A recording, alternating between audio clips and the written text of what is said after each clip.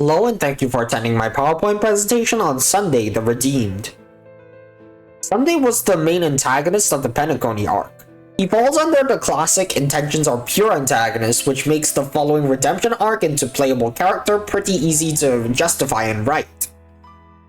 If you go and actually examine it in game, he has a fairly interesting dynamic with Robin. I found this video here by Penacony94. I've recommended several of his videos in the past. But anyway, this video goes into the dynamic between Sunday and Robin, which is very interesting. In game, he is one of the simplest but strongest modern characters. And he will probably only get stronger as we get actual Remembrance DPS characters.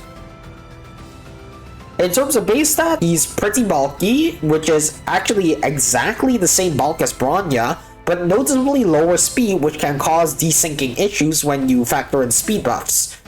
His energy cost is just high enough that reaching a 3-turn ult rotation isn't super reliable without his signature light cone or E4 or S3, but the battle isn't over if I recall correctly. His basics are basic. They generate 1 skill point and 20 energy, which is identical to most other basics. His ult chooses one ally character and turns that target and their summon into the Beatified. The Beatified has their crit damage increased by an amount equal to 30% of Sunday's own crit damage plus 12%. At the standard 200% crit damage for action advanced harmonies, this amounts to 72% crit damage. Additionally, this regenerates energy equal to 20% of the target's max energy. But with one of his traces, this will always regenerate at least 4 energy. This lasts for 3 of Sunday's turns and only ticks down at the start of his turns. It also only applies to the most recent target of his ult. This costs 130 energy. His skill advances one ally's action and their summon by 100%. Both of them gain 30% damage bonus and then 50% more damage bonus if they have a summon lasting for 2 turns. However, this cannot advance other harmony units. If he's using the skill on the Beatified, this recovers 1 skill point. This costs 1 skill point, but if it's on the Beatified, which it will almost always be, it costs effectively no skill points and generates 30 energy.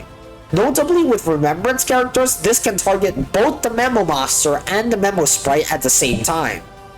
His talent gives the target of his skill 20% crit rate for 3 turns. That's it. Unlike most talents that are walls of text, this is one line.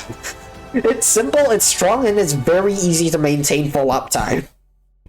So, after using his technique when entering combat, the first time Sunday uses his skill or ult on an ally target in the next battle, the target will gain 50% damage bonus for 2 turns. His A2 trace is the aforementioned trace that makes his ult regenerate at least 40 energy for the target.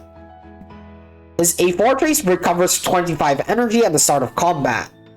His A6 trace dispels 1 debuff from the target of his skill.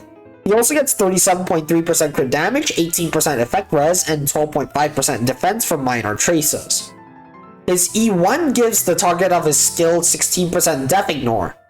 Their summon gains 40% def ignore instead though. This lasts for 2 turns.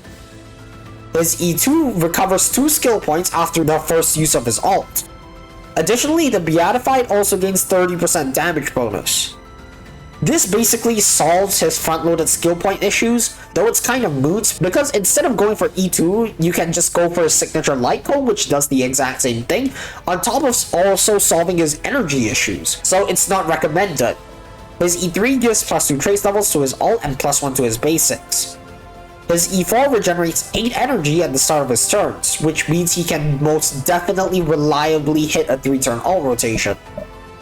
His E5 gives +2 trace levels to his skill and talent, and his E6 lets his talents buff stack up to 3 damn times and extends its duration to 4 turns. His ult now also applies the talents buff.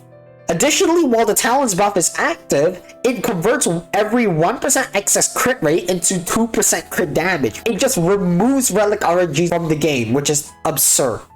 Like I said, it's really nice to have a relatively simple character in a current era of, well, I write gacha gaming here, but honestly gaming in general, where most things just have absolute walls of text.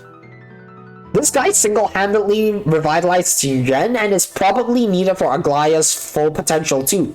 And this is a bit more of a personal grudge, because right now, the characters that he's clearly made for is Tien and Aglaya, which are both lightning characters.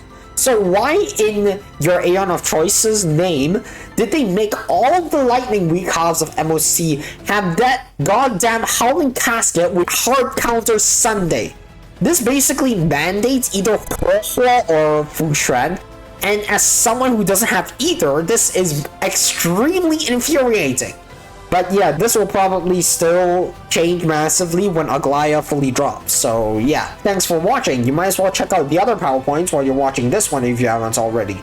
Let me know what PowerPoint or video ideas in general I should make next in the comments, because I do read all of them. Alright, bye!